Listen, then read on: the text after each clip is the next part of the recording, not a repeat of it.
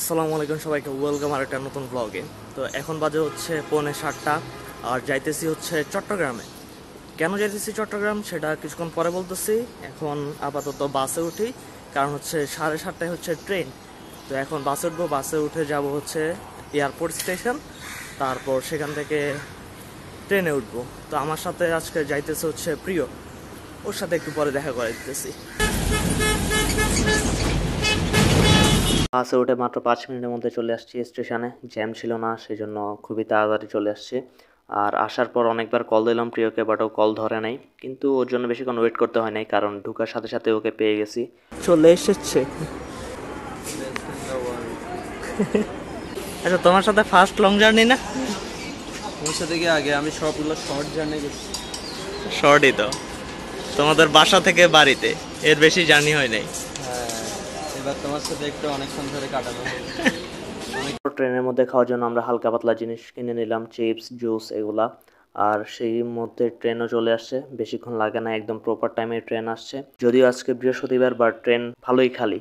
আমাদের আশেপাশে অনেক সিট খালি ছিল, তো আমরাও ট্রেনে উঠে গেলাম, বেশি দেরি করি নাই। আর ট্রেনও হচ্ছে একদম প্রপার টাইমে ছেড়ে দিছে, বরাবর একদম 7:30টায়। যদিও আমার রাতে ঘুম হয় নাই, কারণ ঘুমাইতে অনেক দেরি হয়েছিল, প্লাস সকালে আবার তাড়াতাড়ি উঠতে হয়েছে।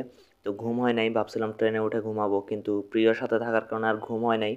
দুজনে কথা বলতে বলতে চলে আসছি, মানে জার্নিটা খুবই তাড়াতাড়ি শেষ হয়ে গেছে। অ্যান্ড ভিডিও করা হয়নি তেমন একটা। তারপর যখন আমরা বাড়ির পেছনে চলে আসছি, একদম আমাদের গ্রামের বাড়ির, তখন এখানে পাহাড় দেখা যাইতেছিল, তো তখন ভিডিও আবার স্টার্ট করলাম। এরপর অল্প কিছুক্ষণের মধ্যে আমরা চলে আসছি স্টেশনে। তো আমরা যেহেতু মাত্র 2 দিনের জন্য আসছি, তো দুইজনে দুইটা ব্যাগের মধ্যে আমাদের হয়ে গেছে, একজনের একটা করে ব্যাগে। ফাইনালি পৌঁছে গেছি হচ্ছে চট্টগ্রামে, নেমে গেছি। এখন যাবো হচ্ছে প্রিয়দের বাসায়। স্টেশন থেকে বের হয়ে একটা সিএনজি স্ট্যান্ড থেকে সিএনজি নিয়ে চলে গেলাম হচ্ছে প্রিয়দের বাসার উদ্দেশ্যে। যাওয়ার পথে আমাদের সিআরবি হয়ে যেতে হয়েছে। তো সিআরবি খুবই সুন্দর একটা জায়গা চট্টগ্রামের।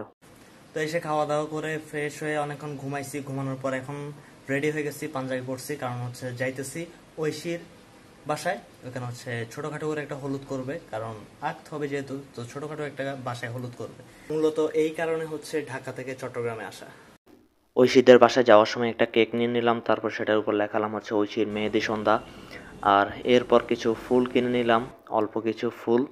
এরপর আমরা হচ্ছে চলে গেছি ঐশীদের বাসায়। আর এখানে মোটামুটি কাজিনরা সবাই আছে। আকিব হচ্ছে আজকের দিনের জন্য ফটোগ্রাফার, ও এখানে ঐশীর ছবি তুলে দিতেছে, আর আমরা এখানে দাঁড়ায় দাঁড়ায় কেক খাওয়ার জন্য ওয়েট করতেছি।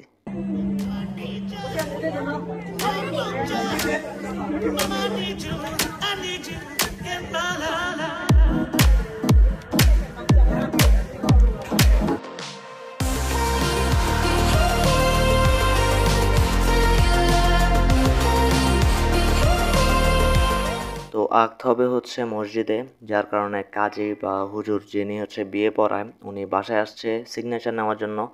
অ্যান্ড এ হচ্ছে সিগনেচার দিতে যায় কান্না করতে করতে, মানে সিগনেচারই করতে পারতেছিল না। যাই হোক, তারপর সিগনেচার করার পর আমরা সবাই গেলাম মসজিদে, সেখানে হচ্ছে আঁকটা হচ্ছে। অ্যান্ড এখানে ছেলে আসছে, মেয়ে এখানে আসে নাই, কারণ হচ্ছে ওর সিগনেচার নিয়ে আসছে। মসজিদে আঁকতে হওয়ার পর বাকি প্রোগ্রাম হবে রাতের বেলা। তো আমরা আর বাসায় যাই নাই, এখান থেকে আমরা ঘুরতে বের হয়ে গেছি কাজিনরা, হালকা পাতলা খাওয়া দাওয়ার জন্য। আর এখান থেকে আমরা ডিরেক্ট চলে যাব হচ্ছে ক্লাবে। ক্লাবে যাওয়ার পর আর তেমন একটা ভিডিও করা হয় নাই, কারণ এই ব্লগটা করার তেমন একটা প্ল্যান ছিল না। যা যা টুকটাক ভিডিও ছিল সেগুলো দিয়ে হচ্ছে ব্লগটা করা, জাস্ট মেমোরিজ হিসাবে রেখে দেওয়ার জন্য আর কি। তো প্ল্যান থাকলে হয়তো আরও ভালোভাবে ভিডিও করতাম, বাট করা হয় নাই।